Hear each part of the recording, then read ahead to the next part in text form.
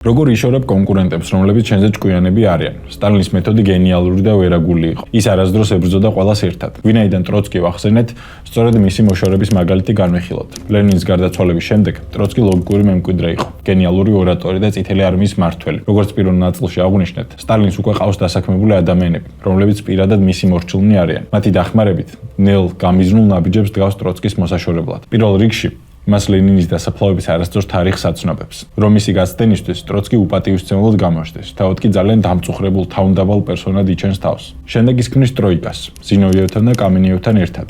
აქ საინტერესო ისაა, რომ თავდაპირველად ზინოვიევი და კამენიევი სტალინზე ბევრად სერიოზულ და გავლენიან ფიგურებად ითვლებოდნენ. მათ ეგონათ, რომ სტალინს როგორც ჩაუმუშას გამოიყენებდნენ ტროცკის გასაჩერებლად და თავად დარჩებოდნენ ლიდერებად. თუმცა როგორც მოგვიანებით ტროცკი წერდა, ისინი იქცნენ ბრმა იარაღად სტალინის ხელში. მათ ეგონათ თამაშს მართავდნენ, მაგრამ რეალურად პაიკების როლი შეასრულეს. საკუთარი ხელით გაანადგურეს ტროცკი.